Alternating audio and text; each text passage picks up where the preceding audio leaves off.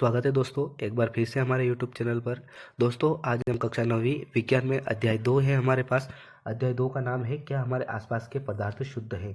इस अध्याय के जितने भी आपके IMP प्रश्न हैं जो कि आपकी परीक्षा के लिए महत्वपूर्ण हैं, उन सारे प्रश्नों को इस वीडियो में हम कवर करेंगे।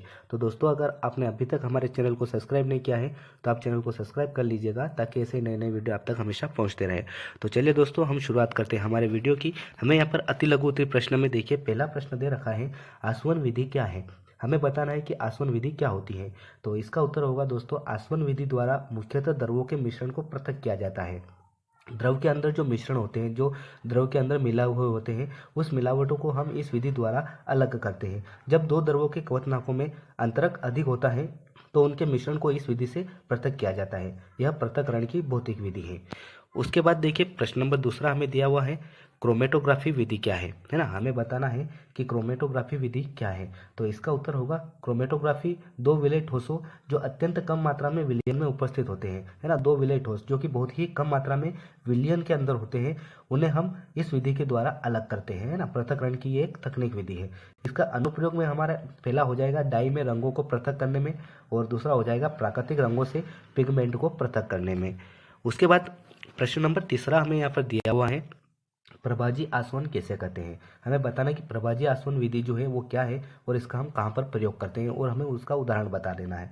तो दोस्तों इसका उत्तर होगा प्रभाजी आसवन एक औद्योगिक प्रक्रिया है ना। ये जो है एक औद्योगिक प्रक्रिया है जिसके द्वारा किसी मिश्रण के अवयवों को अलग किया जाता है। इसके अंदर कोई अगर मिश्रण है, उसके अंदर कोई अवयव मिला हुआ है, तो उन अवयवों को हम इस विधि के द्वारा अलग करते हैं। यह आसवन एक विशिष्ट विधि है। उदाहरण के लिए पेट्रोलियम से पेट्रोल, डीजल, केरोसिन, अन्य घटकों को इसी विधि से अलग किया जाता है। जमीन के अंदर से अगर हम दोस्तों पेट्रोलियम निकालते हैं तो उस पेट्रोलियम के अंदर पेट्रोल, डीजल, केरोसिन, बहुत सारे ऐसे अवयव मिले हुए रहते हैं। तो उन अवयवों को अलग करने की जो विधि होती है उसी विधि को हम प्रभाजी आसवन विधि कहते हैं। उसके बाद देखिए प्रश्न नंबर चौथा हमें यहाँ पर दिया हुआ है क्रिस्टलीकरण विधि के दो अनुप्रयोग लिखिए।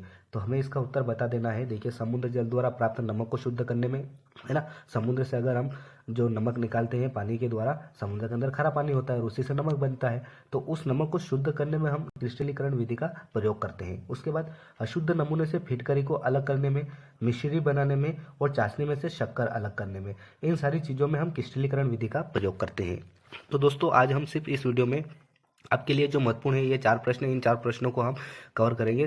तो दोस्तों आप इनको नोट से बना लीजिएगा और इनको याद करने की कोशिश ज़रूर कीजिएगा, क्योंकि ये प्रश्न आपकी 2023 में जो वार्षिक परीक्षा होने वाली है उसके लिए बहुत ही महत्वपूर्ण है। तो दोस्तों अगर आपको हमारा ये वीडियो पसंद आया तो आप वीडियो को लाइक कीजिएगा और इसे अपने दोस्तों के साथ शेयर ज़रूर कीजिएगा।